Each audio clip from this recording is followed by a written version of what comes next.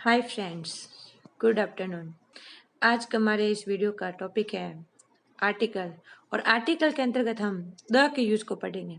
Article का जब topic शुरू हुआ था तब हमने पढ़ा था कि आर्टिकल दो प्रकार के होते हैं, एक डेफिनिट आर्टिकल और एक इनडेफिनिट आर्टिकल। डेफिनिट आर्टिकल के बारे में बताया था मैंने कि द को डेफिनिट आर्टिकल कहते हैं और ए एंड एन को इनडेफिनिट आर्टिकल कहते हैं। अब ए एंड एन के बारे में हमने पढ़ा जिसे इनडेफिनिट आर्टिकल कहते हैं। आज हम द के बारे में पढ़ेंगे जिसे डेफिनिट आर्टिकल कहते हैं। अब सबसे पहले तो हम ये देखेंगे कि द को डेफिनिट आर्टिकल क्यों कहते हैं। क्यों, आपको याद हो तो मैंने बताया था ए और एन का इस्तेमाल करते हुए कि ए और एन को इनडेफिनिट क्यों कहते हैं। इनडेफिनिट उनको इसलिए कहते हैं क्योंकि वे अनिश्चित नाउन से पहले लगते हैं। वे नाउन जिनके बारे में हम श्योर नहीं होते, उनकी श्योरिटी का हमें पता नहीं होता है, इसलिए उनसे पहले हम ए या एन का प्रयोग करते हैं। लेकिन द को डेफिनिट कहते हैं, निश्चित आर्टिकल कहते हैं। क्यों? क्योंकि वो किसी निश्चित नाउन से पहले लगता है। वो उस नाउन से पहले लगेगा जो पहले से हमारे से नॉन है, फेमिलियर है, परिचित है, जिसके बारे में हम कुछ पहले से जानते हैं। तो इस प्रकार इसीलिए द को डेफिनिट कहते हैं क्योंकि वो एक फिक्स श्योर नाउन से पहले लगाया जाता है। अब रूल्स देखो क्या कहता है। द का यूज उस नाउन से पूर्व किया जाता है जो निश्चित है या जिसकी चर्चा पहले की जा चुकी है। अब किसी चीज की चर्चा अगर पहले हो जाती है तो अब आपको पता होगा जिसकी चर्चा होगी उसके बारे में तो हम जानेंगे ना। मतलब एक वो होते हैं जिसके बारे में कोई भी चर्चा नहीं हुई है, वो आपके सामने आ जाए तो वो आपके लिए अनिश्चित हुआ। और एक एक कोई भी आ जाता है जिसके बारे में चर्चा पहले की जा चुकी है तो उसको हम जानने लग गए ना, तो वो निश्चित हुआ, वो हमारे लिए जाना पहचाना हुआ।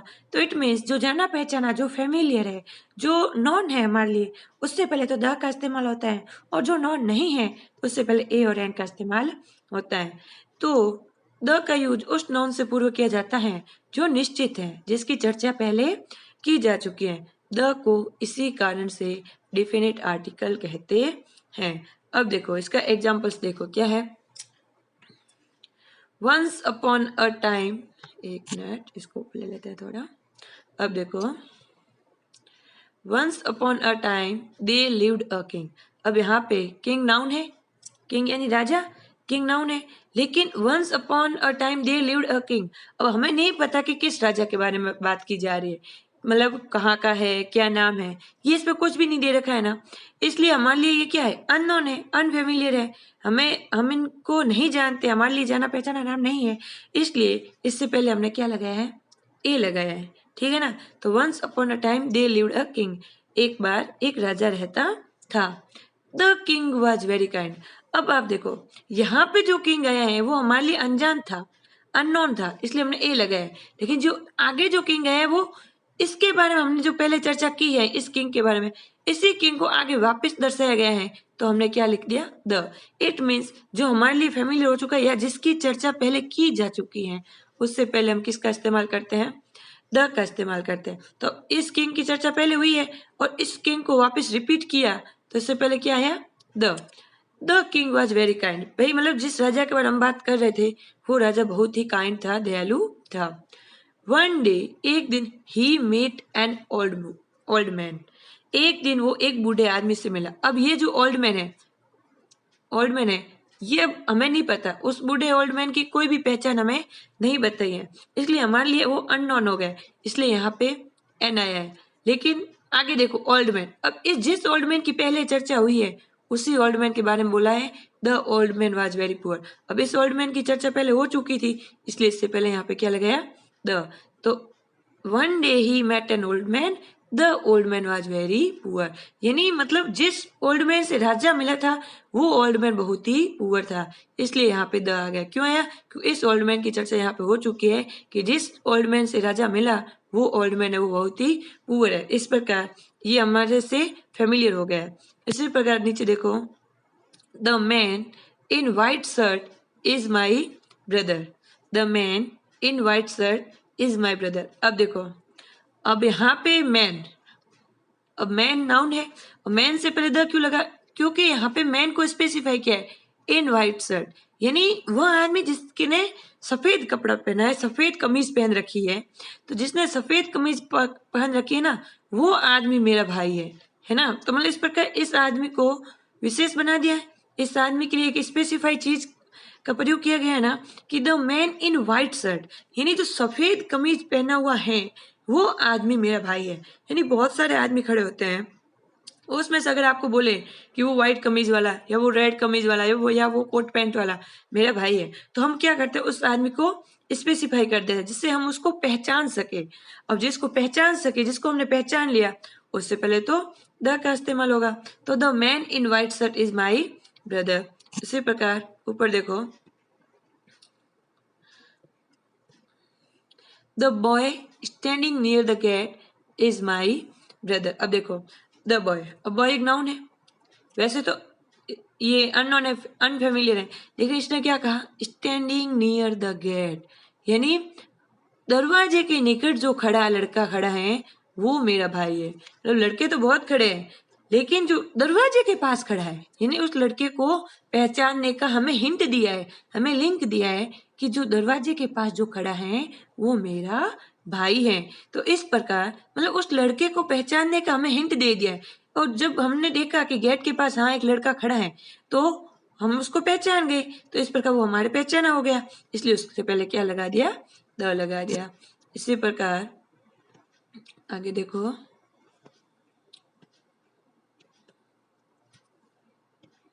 क्या है, अगर अगर किसी व्यक्ति स्थान को उसके गुण अथवा दोष से उदाहरण स्वरूप प्रयोग किया जाए तो उसके नाम से पहले द का इस्तेमाल किया जाता है। मतलब क्या बोला कि अगर किसी व्यक्ति स्थान को उसके गुण या दोष की वजह से उदाहरण स्वरूप प्रयोग किया जाए तो उससे पहले ए व एन या द का यूज किया जाता है। अब देखो, पहले मैंने आपको बताया था कि प्रॉपर नाउन क्या क्या होते हैं, क्या बताया था, प्रॉपर नाउन। और प्रॉपर नाउन में क्या क्या आता है, व्यक्ति, स्थान या किसी वस्तु के नाम, मतलब व्यक्ति यानी राम, मोहन, गीता, सीता, या स्थान जैसलमेर, जोधपुर, राजस्थान, इंडिया। तो ये क्या हो गया, स्थान हो गया। तो स्थान से पहले तो द का इस्तेमाल या किसी भी आर्टिकल का इस्तेमाल नहीं होता है, लेकिन लेकिन ये रूल क्या बोल रहा है कि अगर किसी स्थान या व्यक्ति यानी किसी प्रॉपर नाउन का उसके गुण या दोष के कारण उसका प्रयोग, उसके नाम का प्रयोग किसी की उपमा देने के लिए किया जाए, अगर किसी की उपमा देने के लिए किया जाए तो वो फिर क्या है, वो एक उपमा के तौर पर प्रयोग होगा, तो वहां पे द का प्रयोग या ए या एन का प्रयोग होगा। अब द का प्रयोग अगर उसकी अच्छी बात के लिए उसका एग्जाम्पल दिया जा रहा है तो द का यूज करेंगे हम, और अगर उसकी बुरी बात के लिए उसे याद किया जा रहा है तो ए या एन का प्रयोग करेंगे।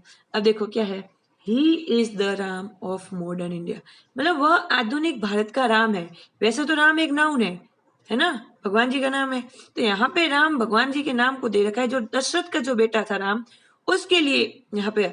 अब यहाँ पे यूं तो नाउन राम से पहले हम ना लगा सकते, लेकिन ही इज द राम, उसको राम की संज्ञा दी गई है, उसको राम की उपाधि दी गई है। अब इसको राम की उपाधि देने का मतलब क्या है, यहाँ पे राम एक व्यक्ति नहीं है, यहाँ पे राम के वो गुण, जैसे बड़ों की आज्ञा का पालन करना, सादा जीवन, उच्च विचार, और हमेशा सत्य बोलना, सत्य का पक्ष लेना, तो उसके जो गुण थे, तो उसके गुणों के कारण उसको राम की उपाधि दी गई है। इसीलिए क्या बोला है, he is the Ram of modern India. तो आप याद रखना, अगर किसी का नाम ले, उसका नाम सिर्फ उसका नाम उसके लिए ना लेकर उसके गुणों के लिए लिया जाए। अब यहाँ पे राम का नाम दशरथ पुत्र राम के रूप में याद नहीं किया है, यहाँ पे राम को याद क्यों किया है, यहाँ पे राम को उपाधि क्यों दिए, उसके गुणों के कारण, उसकी अच्छाइयों के कारण। तो उसकी अच्छाइयाँ थी कि जो राम में अच्छाइयाँ थी वो अच्छाइयाँ उसमें भी हैं, इसलिए उसको आधुनिक भारत का राम कहा जाता है। तो ये चीज याद रखनी, अगर किसी के नाम की किसी को उपाधि दी जाए तो उससे पहले द का प्रयोग करेंगे।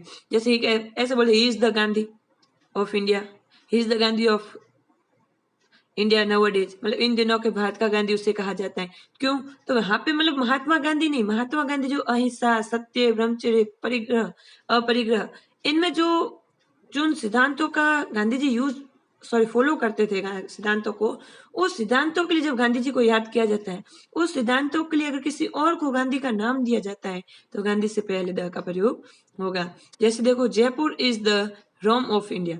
अब रोम जो इटली की सिटी है, रोम बहुत अच्छा शहर है। अब जयपुर को भारत का रोम कहा जाता है, यानी जो रोम की जो अच्छी बातें हैं, जिस वजह से रोम फेमस है दुनिया में, उस वजह से भारत में जयपुर भी है। तो इसलिए मतलब उसकी अच्छी बातों के लिए भारत के रोम की संज्ञा दी गई है जयपुर को, इसलिए रोम से पहले द का इस्तेमाल हुआ है। उस देखो ही इज अ हिटलर, अब इसको हिटलर, हिटलर से पहले ए का प्रयोग हुआ। वैसे तो हिटलर वो है जर्मनी वाला, जो एक शासक था, लेकिन वो क्रूर अहिंसकवादी थे, सॉरी हिंसकवादी था। वो मतलब युद्ध साम्राज्यवादी नीति पालन करता था। वो किसी भी इंसान के महत्व को नहीं समझता था, इंसान की कीमत को नहीं समझता। वो अपने आप की हितों की पूर्ति के लिए, अपने लक्ष्य की पूर्ति के लिए किसी की भी बलि चढ़ा सकता था। तो उसमें अच्छी बातें नहीं थी, और वो बहुत ही गुस्से वाला, क्रोधी और बदमाश था। इसलिए अगर कोई बदमाश होता है या कोई किसी के ऊपर अत्याचार करता है, अन्याय करता है, तो उसको हिटलर की उपाधि दे दी जाती है। तो वहां पे हिटलर को याद जब उसके दोस्तों के लिए किया जाता है तो एक का प्रयोग किया गया। वरना हिटलर, अगर जर्मनी के हिटलर को याद करते तो वहां पे ए या एन का इस्तेमाल नहीं करते। यहाँ पे हिटलर के जो गुण थे, नाजीवादी गुण थे, उनको याद करके बोला गया, इसलिए ए एन द का प्रयोग हुआ है। उसी प्रकार देखो अगला,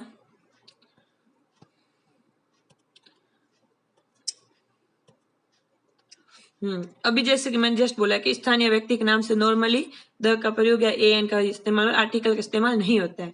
तो वही चीज हमारे राज्य के नाम पे लागू हो जाता है। राज्यों के नाम के साथ आर्टिकल का यूज नहीं किया जाता है। राज्य के साथ, देश के साथ, किसी के साथ आर्टिकल का यूज नहीं किया जाता है। लेकिन कुछ एक्सेप्शन है, जैसे पंजाब, पंजाब से पहले द का इस्तेमाल करते हैं। तो वैसे राज्यों के नाम, वैसे देशों के नाम से भी पहले भी द का इस्तेमाल नहीं किया जाता। लेकिन अगर किसी में यूनाइटेड नेशंस है या किंगडम है, यूनियन है, ऐसे शब्द इस्तेमाल किया जाए, जैसे यूएसए है, यूके है, यूनाइटेड किंगडम है, तो ऐसे शब्द अगर किंगडम है, यूनियन है, ऐसे शब्द अगर किसी के देश में नाम में शामिल होता है तो उससे पहले हम द का इस्तेमाल करेंगे। और इसी प्रकार किसी भी राज्य के नाम से पहले द का इस्तेमाल नहीं होता है, किसी द क्या किसी भी आर्टिकल का इस्तेमाल नहीं होता है, लेकिन पंजाब से पहले द का इस्तेमाल होता है। ये चीज आपको याद रखनी है। उसी प्रकार देखो, नदियों, समुद्र, महासागर, द्वीप समूह, भौगोलिक पिंड, झील के नाम से पहले द का यूज किया जाता है। यानी अगर किसी नदी का नाम है,